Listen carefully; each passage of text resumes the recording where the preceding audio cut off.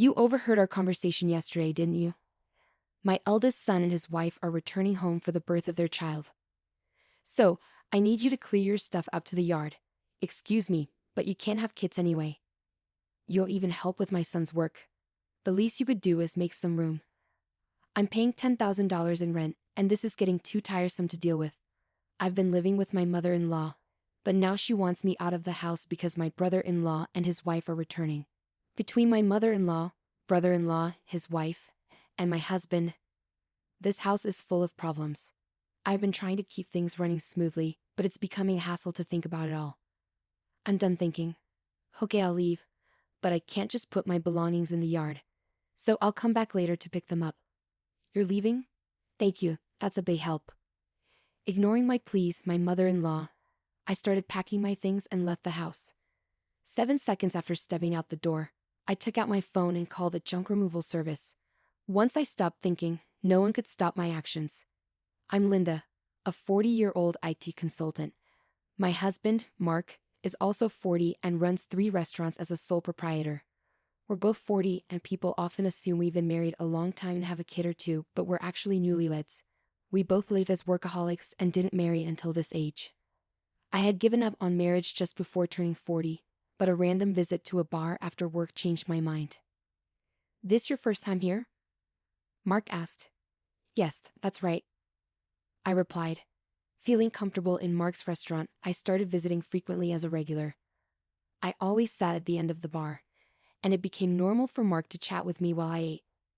What does an IT consultant do? Mark asked. Introducing it to companies, strategic planning. I've worked with restaurants too. Once I suggested a tablet-based ordering system to reduce labor costs and improve efficiency, I replied. Slowly, I was drawn to his dedication to his work, and likewise, Mark grew fond of me, seeing that I was a hard-working person. I'm always busy with work and can't talk much. How about we go out for dinner sometime? Mark suggested. Excited about the chance to dine with a restaurateur, I eagerly agreed. We started dating, and 2 years later, as we both turned 40, we decided to get married. Feeling shy about being a bride at 40, I asked my husband to skip the wedding ceremony and we just took some photos of us dressed up.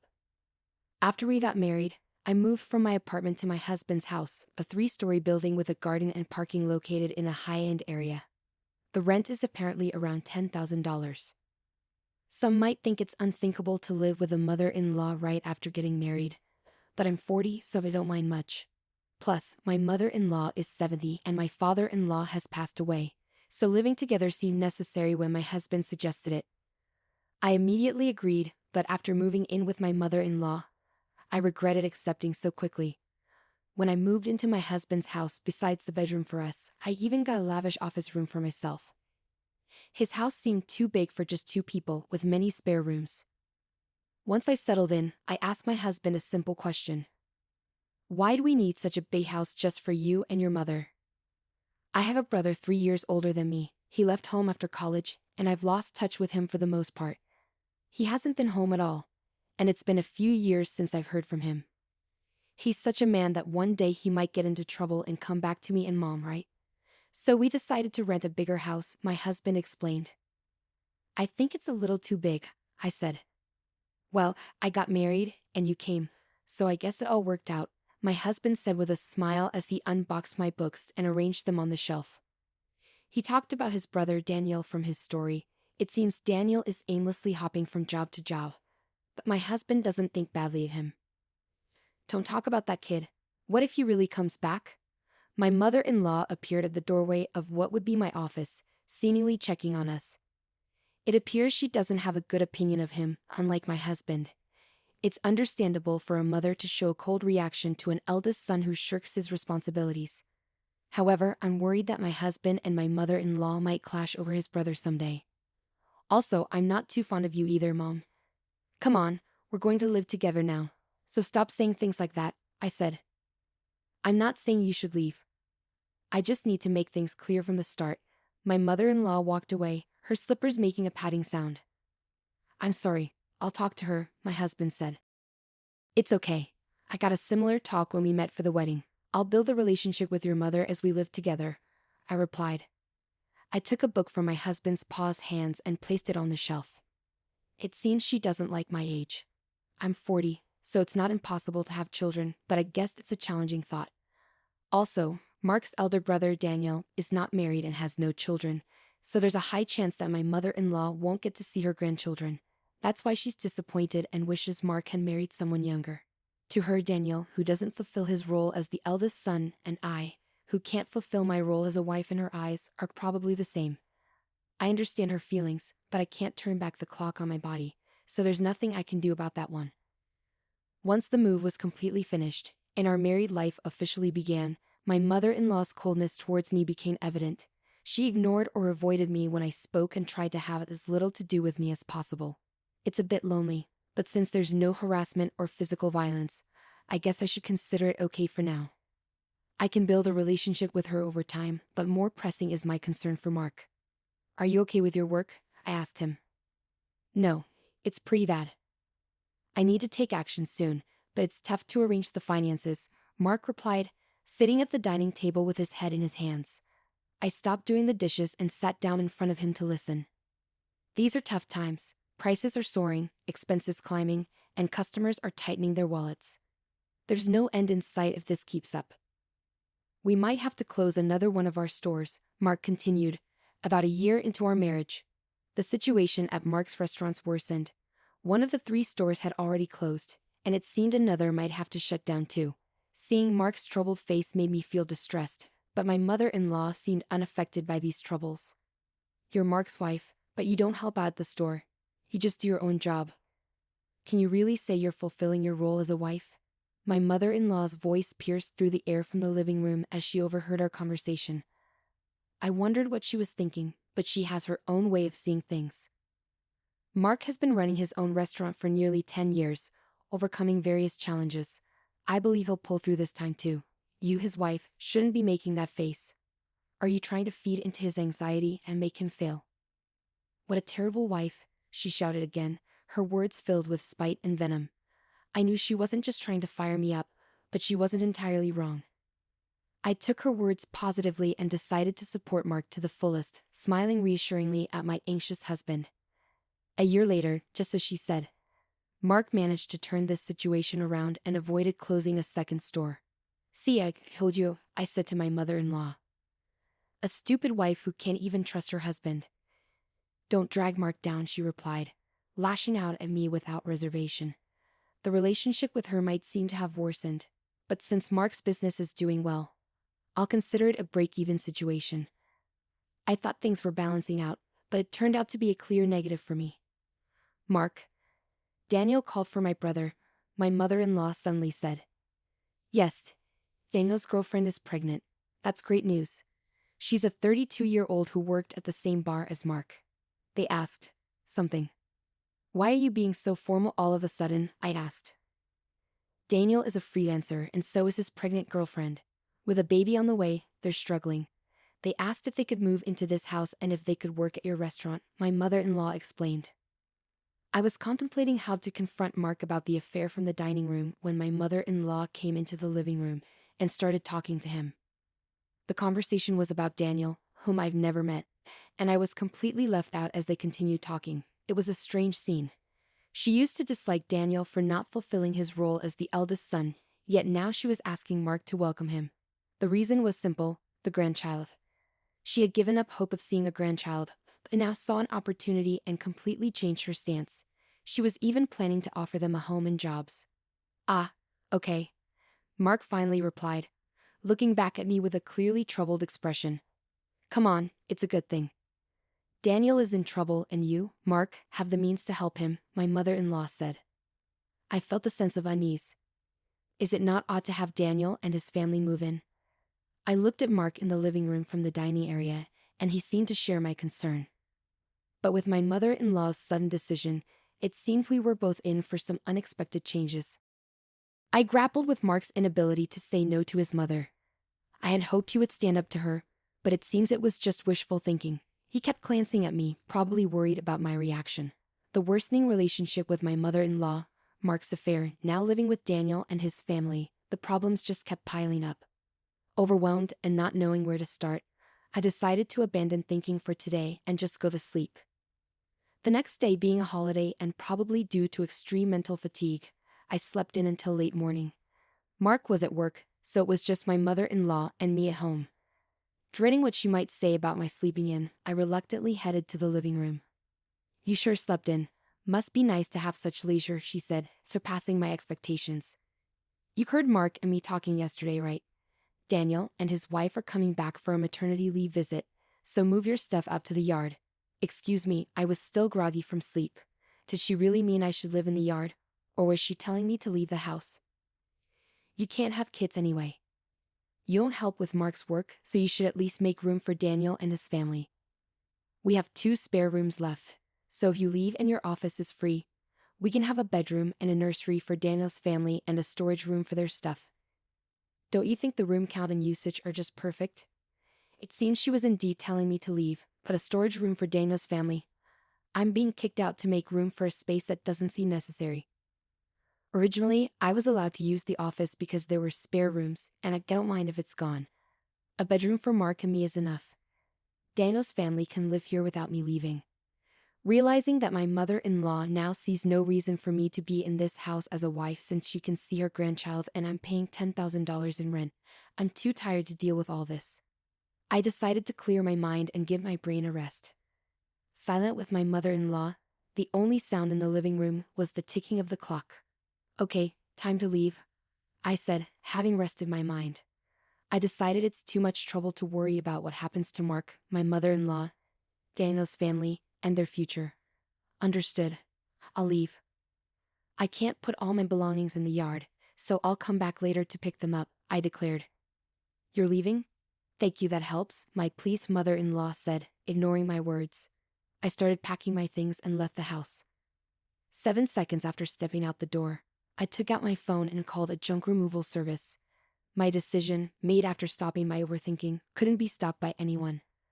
Let them all regret this choice later. Having left the house, I decided to stay at a hotel for the time being. I had called the junk removal service, but they needed some time to prepare.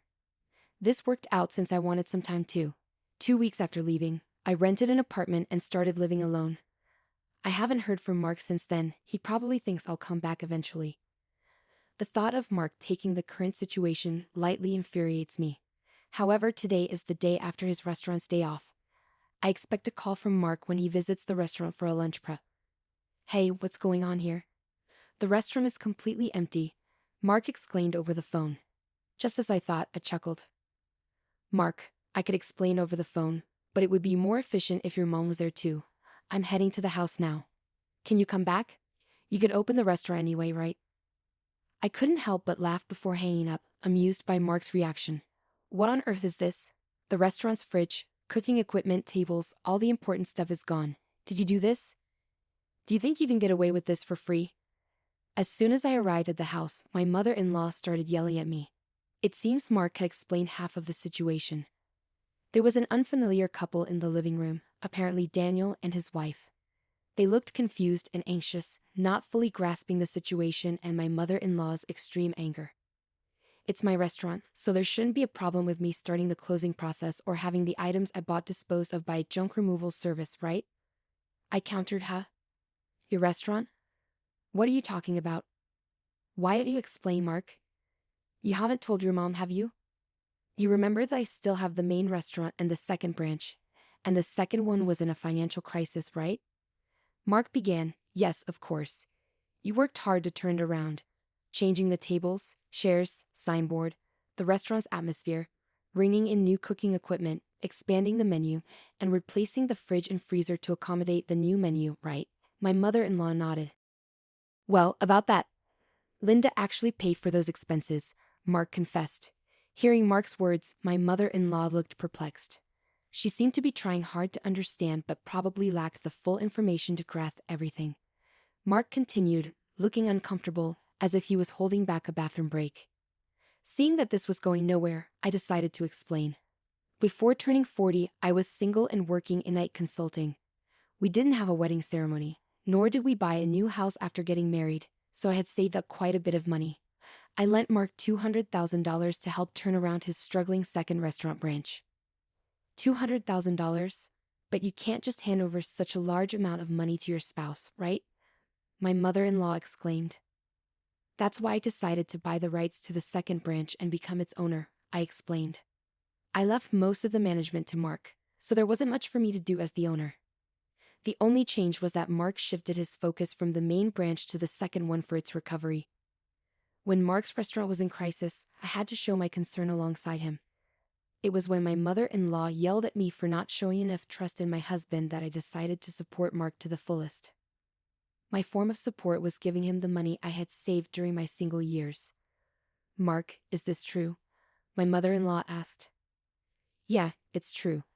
She said it was okay if I failed and wasted the $200,000. She gave me the money, but since it was such a large amount, it was going to fail anyway. She suggested becoming the owner. The plan was to pay back the borrowed $200,000 from the restaurant's earnings. But it was simpler for Linda to become the owner and have the restaurant's income go directly to her. It also meant that she could decide whether to close the restaurant or not. It's a lie. Can something like that really happen? My mother-in-law exclaimed. I understand it's hard to believe hearing this all of a sudden. That's why I brought some evidence, I said, spreading documents like the business license transfer of rights agreement and lease agreement on the table, proving that I was the owner of the restaurant. My mother-in-law's face turned red as she confirmed my name on those documents. Why didn't you say anything about this? You always talked about how you believed in Mark and how the restaurant was recovering, right? She demanded. Even before we got married, you always encouraged Mark like that. He felt pressured by your words but tried to live up to your expectations. Not wanting to disappoint you as the head of the household, you're pretty cold to people like me and Daniel who don't fulfill their roles, right? That's why Mark couldn't tell you he borrowed a large sum of money from me. He could have just told me. That's why Mark couldn't speak his mind because you get upset easily. People like my mother-in-law often don't realize they're putting pressure on others. They might think it's just a small thing to say, but for the one under pressure, it's a huge burden. Not something they can easily talk about. And even if they did speak up, you would likely be disappointed and start complaining. It was essential not to let Mark's spirit break under her constant jabs, especially when the restaurant was finally turning around. That's why I kept quiet too. But I really wish she had refused when Daniel and his family were coming back. Probably Mark thought it was work-related and agreed without thinking much, I admitted. Mom, Linda, I'm sorry. This situation is my fault for not being decisive enough. If I had managed the restaurant well from the start, Linda wouldn't have had to lend her money. And if I wasn't such a weakling, I could have told you the truth. If Linda decides to close the restaurant, then that's it. But what about the part-time workers? Mark said. Don't worry. In the past 2 weeks, I've already informed everyone about closing the restaurant, and they've all understood. For those interested, I've arranged part-time work at other restaurants through my IT consulting contacts, I assured. That's a relief. So everyone was in on this, Linda showing me an empty restaurant as a surprise, and everyone keeping the closure for me. My mother-in-law asked. Mark, I'm sorry too. I've been pressuring you and Linda. I'm sorry for everything up to now. I won't tell you to leave again. My mother-in-law apologized, and it seemed as if everything was resolving nicely. But that's a misunderstanding. I'm far from being satisfied, and the discussion is far from over. Let's settle this matter next, I said, pulling out divorce papers. What's this? A divorce paper? Mark picked up the papers in shock. Why a divorce? This is supposed to be a reconciliation, right? Don't just assume we've reconciled. You might think it's a secret, but I know about your affair with the part-timer. All the part-time workers knew about it too. I said, displaying an image on my smartphone sent by a part-time worker showing Mark entering a hotel. Anyone can take such evidence, not just the police or detectives. Getting the second branch back on track gave you too much confidence. You really got carried away, I concluded. I remarked that as the owner of the restaurant, I couldn't just stand aside from the day-to-day operations. Even though I couldn't do much in terms of daily management, I made it a point to visit from time to time. During these visits, the part-time workers complained to me about Mark's affair and asked for my help. When I promised to handle it, they provided incredible support. They leaked information about Mark's affair, sent me proof, and even kept silent about the restaurant's closure from him. Wait a minute, closing the second branch and a divorce? What's going to happen to the rent for this place? My mother-in-law's voice shook. I haven't mentioned that yet. I've been paying the entire rent of $10,000 a month for this house. Is that also true? Mark's shoulders slumped. It's true. When the restaurant's revenue started falling, Linda started paying half of it. But as revenue continued to drop, the amount she had to cover increased. Eventually, I ended up paying it all, $10,000 a month. It's the same as my salary, so I paid all the rent. And Mark covered other living expenses like food and utilities.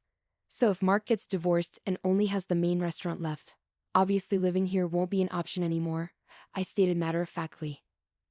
Mark and my mother-in-law seemed deflated after hearing my words. They slumped as if they had exhausted themselves in a boxing match. Daniel and his wife, now somewhat understanding the situation, hesitantly joined the conversation. What does that mean? We came back here, can't live here? Sorry, Daniel. Right now, I don't have the means to help you with a restaurant or a house, Mark explained. Come on, do something. We're having a baby, at least give me a job. We have enough part-time, Daniel protested. The argument escalated, and it became clear that the future was uncertain for everyone involved. Witnessing the brothers dispute over their mother, the mother-child relationship also deteriorated. Now Mark and his mother are living together reluctantly in a smaller apartment, hardly talking and creating an awkward atmosphere. After the divorce, I first dealt with closing down the restaurant. It was a bit of a hassle, but as the owner, it was my responsibility. However, the fridge, cooking equipment, tables, and chairs I had removed were fairly new, so I managed to sell them at a good price. Adding just a little more money allowed me to finish the restaurant's closure, I recounted. Though it was a brief period, being a restaurant owner and handling its closure was an experience. I believe these experiences will be useful in my IT consulting work someday. I guess work suits me better than marriage. Convinced of this, I continue to work hard today. After the tumultuous events that unfolded, the conclusion of this saga brought a mix of resolution and uncertainty. I continued. The revelation of the true ownership of the restaurant, coupled with the exposure of Mark's affair, exposed the fractures in the family. The decision to close the second branch of the restaurant added a layer of financial stress and uncertainty about the future. Despite the apologies, it became clear that reconciling the strained relationships would be a complex and ongoing process, I added.